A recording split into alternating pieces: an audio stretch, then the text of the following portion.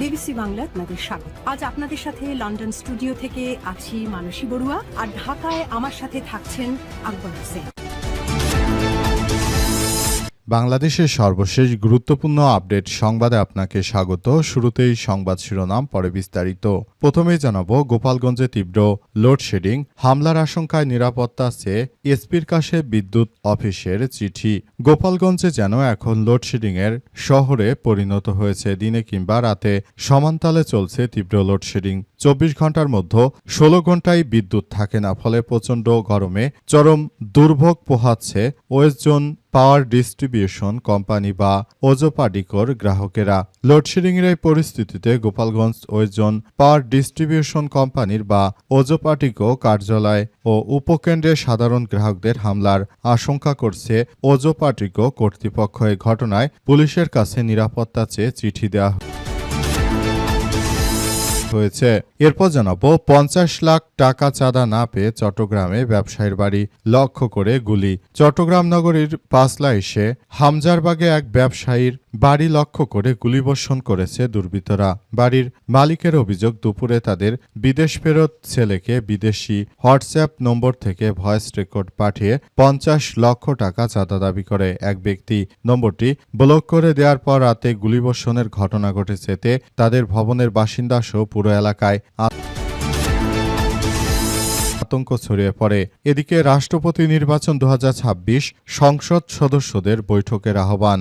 আসন্ন রাষ্ট্রপতি 2026 নির্বাচন উপলক্ষে জাতীয় সংসদ সদস্যদের বৈঠকের আহ্বান করেছে একটি গ্যাজেট প্রকাশ করেছে নির্বাচন কমিশন। আজ সংসদ সদস্যদের বৈঠকের আহ্বান করে গেজেটটি প্রকাশ করা হয়। এবারে জানাবো, গুলি করে একটা সেইটাই মরে বাকিটা যায় না স্যার বলা সেই পুলিশের কর্মকর্তা বরখাস্ত।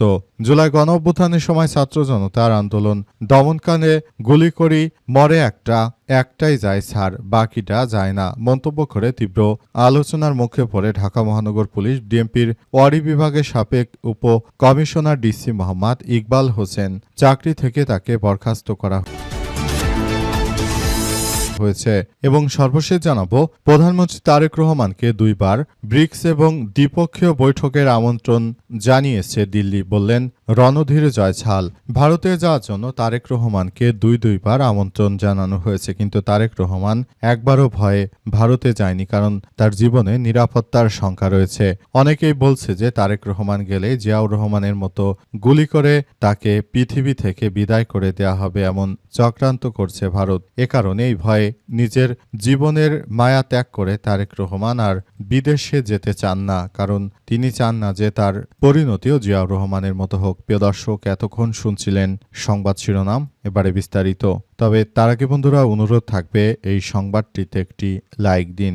এই চ্যানেলে আপনি নতুন হয়ে থাকলে আমাদের সংবাদটি দেখতে দেখতে চ্যানেলটি সাবস্ক্রাইব করে রাখুন। কমেন্ট করে বন্ধুরা আপনার মূল্যবান মতামত জানিয়ে দিন আপনি বিশ্বের কোন দেশ থেকে বা বাংলাদেশের কোন স্থান থেকে আমাদের সংবাদটি দেখছেন এবং শুনছেন। আর বন্ধুরা, সংবাদটি আপনার সোশ্যাল মিডিয়া ফেসবুকে শেয়ার করে বন্ধুদেরও দেখার সুযোগ করে দিন।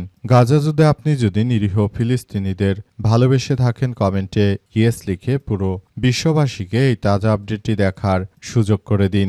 এবারে বিস্তারিত। গোপালগঞ্জে তীব্র লোডশেডিং, হামলার শঙ্কায় নিরাপত্তা চেয়ে পুলিশের এসপির কাছে বিদ্যুৎ অফিসের চিঠি। গোপালগঞ্জে এখন এক ভুতুড়ে নগরীতে পরিণত হয়েছে। শেখ হাসিনা পালিয়ে যাওয়ার পর বিশেষ করে গোপালগঞ্জের মানুষ তীব্র চরম আতঙ্ক এবং কষ্টের মধ্যে দিনানুপাত করছে। বিশেষ করে গোপালগঞ্জে যে ধরনের কার্যক্রম চলছে, তাতে করে আবারও দেশের মধ্যে এক ভয়াবহ কার্যক্রম শুরু হচ্ছে। গোপালগঞ্জে আসলে এই মুহূর্তে বিদ্যুৎ থাকে না বললেই চলে, তাই গোপালগঞ্জের বিভিন্ন বিদ্যুৎ কেন্দ্রে সাধারণ মানুষ হামলা করতে পারে, এজন্য পুলিশের এসপির কাছে চিঠি পাঠিয়েছে বিদ্যুতের কর্মকর্তারা। এই ঘটনায় আসলে এখন পরিস্থিতি থমথমে অবস্থা বিরাজ করছে। গোপালগঞ্জে যারা রয়েছে, বিদ্যুতের যে ধরনের কার্যক্রম শুরু হয়েছে সেটা কোনোভাবেই আসলে গ্রহণযোগ্য হতে পারে না। দেশটাকে খুব সুন্দরভাবে গড়ে তোলার মধ্য দিয়ে সবাইকে আরও এগিয়ে যাওয়ার জন্য উদাত্ত আহ্বান জানানো হয়েছে। সবাইকে খুব সুন্দরভাবে এই কার্যক্রমটি চালিয়ে যাওয়ার জন্য বলা হচ্ছে, কিন্তু দেখা যাচ্ছে যে বিদ্যুৎ অফিসে হামলা হলে আরেকটি নিরাপত্তা আশঙ্কা করা হচ্ছে, সে কারণে এগুলো সবাইকে খুব গুরুত্ব সহকারে বলা হচ্ছে। ৫০ লক্ষ টাকা চাঁদা না পেয়ে চট্টগ্রামে ব্যবসায়ীর বাড়ি লক্ষ্য করে গুলি। চট্টগ্রাম নগরীর পাঁচলা এসে হামজারবাগে এক প্রবাসী ব্যবসায়ীর বাড়ি লক্ষ্য করে গুলি করার ঘটনা ঘটেছে। উক্ত প্রবাসী বিদেশে ব্যবসা করেন। এরপর তিনি বাড়ি আসলে হোয়াটসঅ্যাপ নম্বরে ৫০ লক্ষ টাকা চাঁদা দাবি করে এক ব্যক্তি নম্বরটি ব্লক করে দেওয়ার পর রাতে গুলিবর্ষণের ঘটনা ঘটে।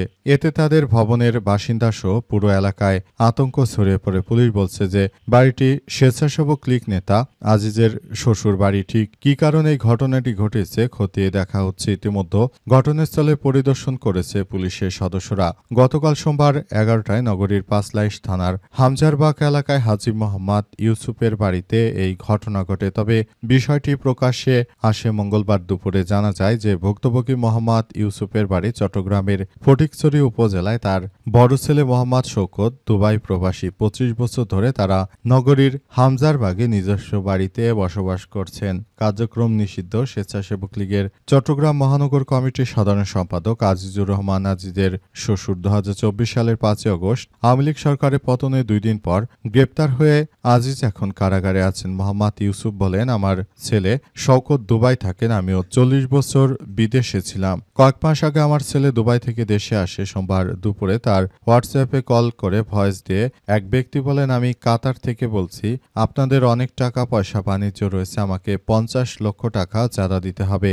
আমি একটি ছোট ভাইকে পাঠাবো, তার হাতে টাকাগুলো দিতে হবে, তার নম্বরও SMS করে দেব, আর টাকা না দিলে সবাইকে প্রাণে মেরে ফেলবো। আমার ছেলে বিষয়টি আমাকে জানানোর পর আমি বললাম, উত্তর দেওয়ার দরকার নেই, তুমি ব্লক করে দাও। পরে অপর দিক থেকে ভয়েসটি মুছে দেওয়া হয়। এরপর রাত ১১টার দিকে আমাদের বাড়িতে গুলি করা হয়। দুটি গুলি বাড়ির গেটে লেগে আছে। এলাকা এবং পরিবারের মধ্যে আতঙ্ক বিরাজ করছে। বিএনপি মানেই বিনোদন। বিএনপি ক্ষমতা আসার পরই দেশের মানুষের আর এখন নিরাপত্তা নেই। রাষ্ট্রপতি নির্বাচন ২০২৬ সংসদ সদস্যদের বৈঠকের আহ্বান জানিয়েছে নির্বাচন কমিশন ইসি। নির্বাচন কমিশন ইসির পক্ষ থেকে আজ এসব বিষয় নিশ্চিত করা হয়েছে। নির্বাচন কমিশনের পক্ষ থেকে আরও বলা হয়েছে যে সংসদ অধিবেশনের জন্য সবাইকে ডাকা হচ্ছে এবং সবাইকে নিয়ে সুন্দর করে সবকিছু কার্যক্রম চালিয়ে যাওয়ার ব্যাপারে তারা সম্মতি হয়েছে। নির্বাচন কমিশনের পক্ষ থেকে আরও বলা হয়েছে, সবাইকে নিয়ে সুন্দর একটি সমৃদ্ধির রাষ্ট্র কাঠামো গড়ে তুলতে আমরা বদ্ধপরিকর। নির্বাচন কমিশন তাই সবাইকে সঙ্গে নিয়ে সবকিছু সুন্দরভাবে তারা কার্যক্রম চালিয়ে যাচ্ছে। অবস্থায় সবাইকে আমরা ব্যাপকভাবে কার্যক্রম চালানোর জন্য সবাইকে বলা হচ্ছে। পর্যন্ত সবাইকে দেখভাল করার জন্য এই বিষয়গুলো আরও জানানো হয়েছে এবং আরও বলা হচ্ছে, সবাইকে নিয়ে সুন্দর ও সমৃদ্ধির একটি রাষ্ট্র কাঠামো গড়ে তুলতে চাই। সেজন্য নির্বাচন কমিশন রাষ্ট্রপতি নির্বাচনটিকে একটি সুষ্ঠু সুন্দর নির্বাচন করার মধ্য দিয়ে এগিয়ে নিয়ে যেতে চাইছে। নির্বাচন কমিশন বাংলাদেশটিকে খুব সুন্দর করে এগিয়ে নিয়ে যাওয়ার কথা জানানো হয়েছে। অবস্থায় আমাদের সবাইকে আরও বেশি সজাগ এবং সমৃদ্ধ থাকতে হবে বলে উল্লেখ করা হয়েছে। গুলি করে মরে একটা, বাকিটা যায় না, সেই পুলিশ কর্মকর্তাকে বরখাস্ত। স্বরাষ্ট্র মন্ত্রণালয়ের নথি সূত্র থেকে জানা গেছে যে খুলনা রেঞ্জের ডিআইজির কার্যালয়ে সংযুক্ত থাকা ইকবাল হোসেন ২০২৪ সালের ২৮ আগস্ট থেকে কর্তৃপক্ষের অনুমতি ছাড়াই কর্মস্থলে অনুপস্থিত রয়েছেন। এরপর আর তাকে খুঁজে পাওয়া যায়নি। এই ঘটনায় স্বরাষ্ট্রমন্ত্রীকে তিনি দেখিয়েছিলেন যে ছাড় গুলি করে একটা, বাকিটা ছাড় যায় না। এই ঘটনাগুলো ঘটানোর পেছনে যেসব পুলিশের সদস্যরা জড়িত ছিল তাদের সবাইকে আইনের আওতায় নিয়ে আসা হচ্ছে এবং ভবিষ্যতে তারা কখনো যেন এই ধরনের কোনো কার্যক্রম করতে না পারে সেই ব্যাপারটি নিয়েও কাজ করা হচ্ছে। পালিয়ে যাওয়া স্বৈরাচার ফ্যাসিস্টের হয়ে যেসব পুলিশের সদস্যরা কার্যক্রম চালিয়েছিল তাদের ব্যাপারগুলো নিয়ে খুব গুরুত্ব সহকারে দেখভাল করা হচ্ছে। ব্যাপারগুলো নিয়ে সরকারের পক্ষ থেকে ব্যাপক কার্যক্রম চালানো হচ্ছে এবং সবকিছু খুব গুরুত্ব সহকারে দেখা হচ্ছে।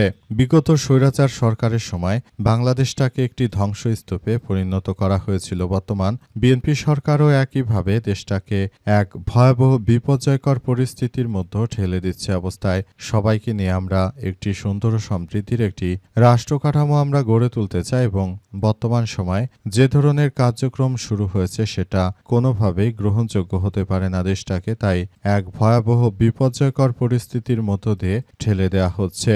অবস্থায় দেশটাকে আসন্ন এই বিপজ্জনক পর্যায় থেকে বেরিয়ে এনে দেশটাকে আবারও সুন্দর ও সমৃদ্ধির একটি রাষ্ট্র কাঠামোর মধ্য দিয়ে বর্তমান সরকার নিয়ে যেতে চায়, কিন্তু সরকার আসলে যে ধরনের কার্যক্রম শুরু করেছে সেটা কোনোভাবেই গ্রহণযোগ্য হতে পারে না। দেশটাকে বর্তমান সরকার যে ভয়াবহ বিপর্যয়কর কার্যক্রমের মধ্যে ফেলে দিচ্ছে সেখান থেকে আসলে বেরিয়ে আসার কোনো আর উপায় থাকবে না।